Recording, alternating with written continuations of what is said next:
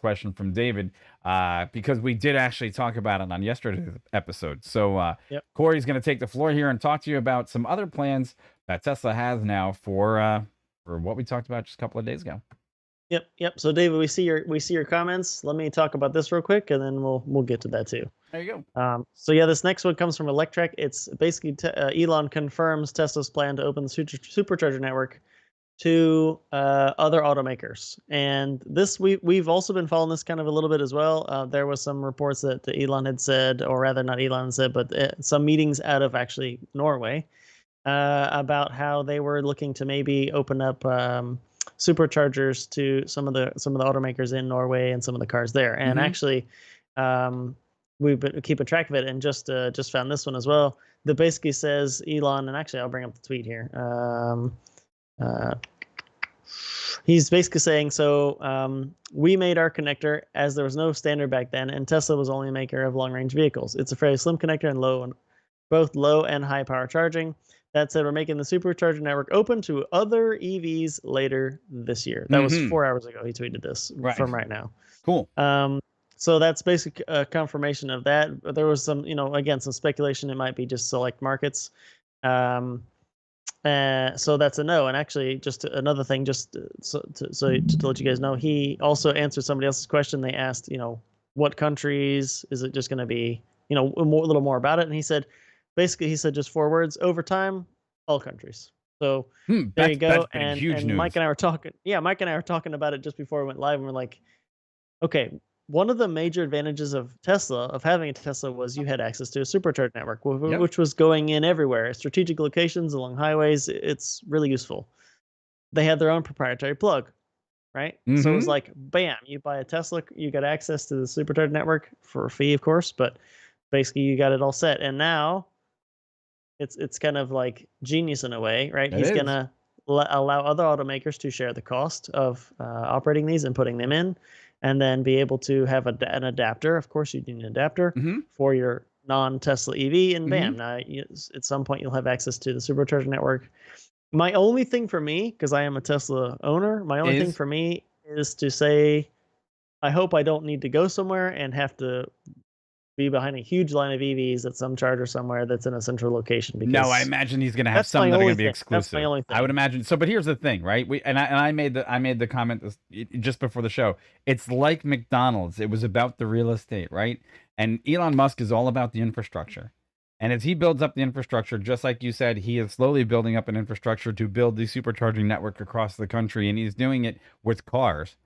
But you could almost turn around and say that Tesla could drop out of the car manufacturing business at some point and just stay in the supercharger business, go into the restaurant business, and have the best Wawa/supercharge network in the country. And he's going to make a dime off of that, and nobody saw it coming, right? I don't know if you're saying that on purpose, but he's talked about doing food restaurants at the charger. No, I know. Yeah, no. And we talked about, we talked about this a couple of weeks ago, but the difference is that that's the type of genius where you turn around and you say, look, he's not only building one market, he's building multiple markets, and he's not even going vertical. He's going horizontal across each at this point.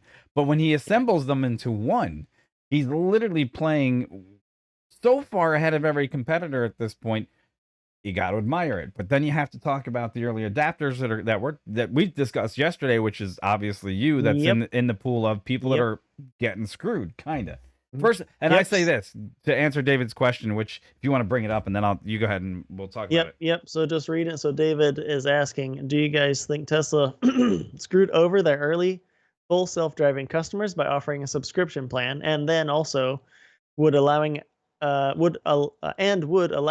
adopters to have full self-driving apart from their account forever be a solution? Okay, so did they screw them? Yes. We talked about this in our show just yesterday. And because like I said, I had a Model 3, and we went over it, and I brought up the official Tesla blog post from October 2016. I don't know the date, but it's October 2016, that basically says, like, literally quotes, all the cars that are going to be made from now, including the Model 3, will have all the hardware necessary for full self-driving. End quote. And that's not the case. There was another comment. Actually, there was a comment on the video yesterday, by the way, that someone passed by and said, I don't think it was ever promised. And I was like, I don't know. There was one other comment there. We have to go back and look because we look at the comments a little differently Yep. sometimes. So go Yep. ahead, continue. Yeah, and just just kind of answering his question too. So do you think they screwed him over? To some level, yes, because while I myself didn't buy the car with the intent to just want to sit back and never drive again, to have the car drive me everywhere. That's just not me. I like some of the enhanced enhanced autopilot's features, but I don't. I just don't want to sit there and do nothing. I know some people that definitely do. So that was me. So I didn't. I'm not quite in that boat. But at the same time, David, I'll tell you, when full self-driving is out and it works and everything is functional, now that there's a subscription, I was enticed to say, because I have enhanced full self-driving, it would be $100 a month if I'm not mistaken for me. I was enticed to say I'd pay $100 a month to try it out for a month. Yeah. Sure. But and then I don't want to pay $100 a month knowing I would also need to pay $1,500 for the hardware install. And that's when I came up with the solution.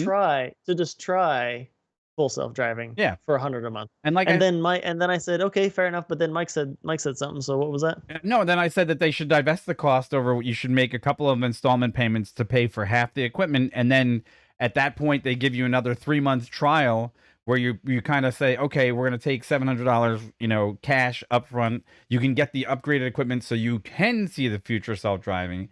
And then we'll kind of meet you in the middle there because we'll eat the other half of that cost, and then we'll put you on a 3-month trial for like $1.99 each, right? And then I brought something up too, which was huge. Yeah.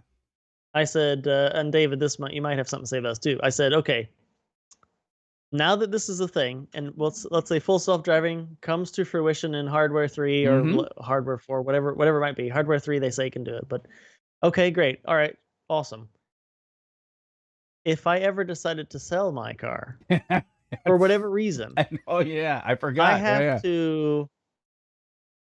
I should tell the person I'm selling it to that it doesn't have the hardware necessary for full self-driving. Yep, that's and true. likewise, the person buying it hopefully would be informed enough to know to ask used Tesla owners, does your car have hardware version 3? Because I might want to use full self-driving as a subscription. And that's where you have to say, no, it doesn't. You're going to have to pay $1,500 to get it upgraded, and that's on you because.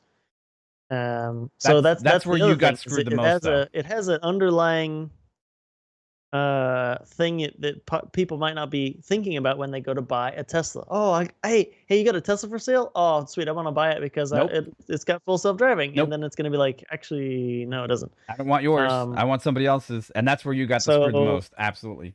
For sure. So there's that, David. So that was one thing that is something to definitely think about now. Oh, yeah. So, yeah. Yeah. So, hey, but at least at this point, look, you got to honor the effort that he's putting into what he wants to grow for the electric universe of EVs, right?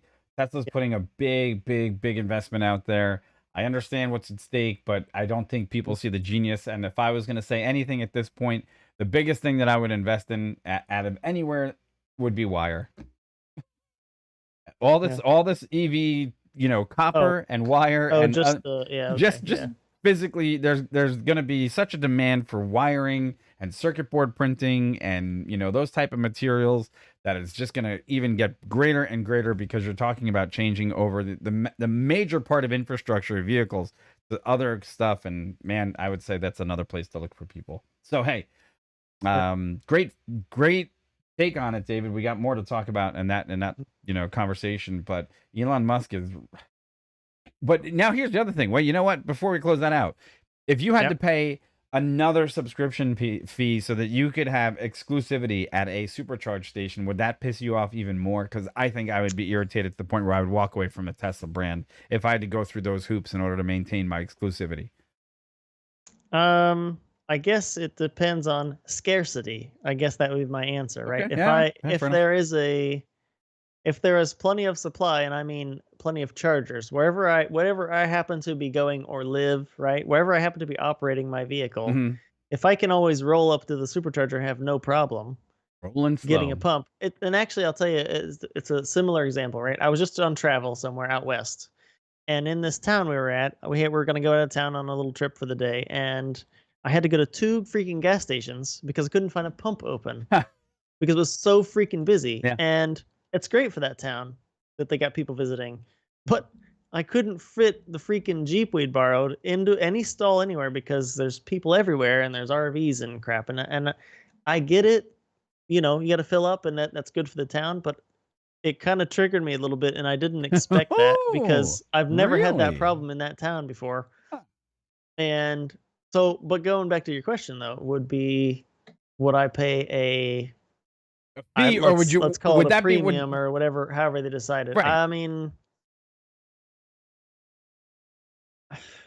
if it was subscription based, maybe, because then I'd have the option. No. Hey, listen for a second. No. Hey, I shut can't. up. Listen for a second, dude. If I had if I was going on a trip, then I could be assured I would have somewhere to charge. At my house, I can charge for free. So no, I wouldn't. I would never pay it if I'm not going anywhere. And Okay. but I mean, why would I? I charge at my house. I never need to charge when I'm out because my See, but gas station's in my garage. So, you know, here's my point. no. Here's my point, right? So the point is that if they made a system that was smart enough, and I do mean smart enough, which knew exactly when you were going to arrive at the charging station, so that they could, do, which they do, right? which they do, They know you're going to arrive. They know that they should keep that slot open for you, but you had to pay for the scheduling service. I would be pissed off, number one.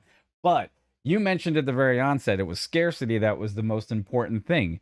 But now let's say that, look, we know that they're developing the network to fall in line with where the most rational place for you to stop would be, which means they're already going to be on some level of scarcity on the onset, because you're talking about so many different manufacturers bringing cars to the marketplace that they're going to flood the Tesla supercharger stations. And for him to make this announcement now, very critical, because he's doing it before people have really gotten into the idea of thinking about what they're going to purchase and what that means for their next purchase and how they're going to refuel it on long distance journeys. So I get where you're going, and no, I'm not going to shut up, because I think that that's a point to be made. I was giving you a hard time, man. I know. I know you are. Because a little light bulb went off my head. I was like, you know what? He's sending this up way too soon, and he's making a lot of other, EV owners just salivated saying, well, I bought the Ford F-150 Lightning, but now I can charge it at Superchargers, right? Yep. I'll get an adapter and everything will be great. Yep, that'll be great. And then the normal Tesla guys are going to be pissed. So hey, that's the way it goes. I can certainly see that though. There's make no qualms about it. Tesla owners would be pissed. Absolutely. I mean, and you know who would be pissed? You guys, for missing another episode of intriguing conversation about. Interesting. Oh, literally no data. Well, now it's back. Now it's back. Okay, excellent connection. All right, so this is what happens. I don't know how much of that is going to make it onto the air, but we just had a full-on stream drop. Don't know if you guys got the ring the bell comment towards the end, but hey, this is what happens when there's thunderstorms in the area. So we lost the stream, but it came back on and made itself healthy. So there's that. I don't know how much we lost. I don't know. So if you haven't got a chance, remember, like, subscribe, follow, hit the bell, and you guys will be able to hear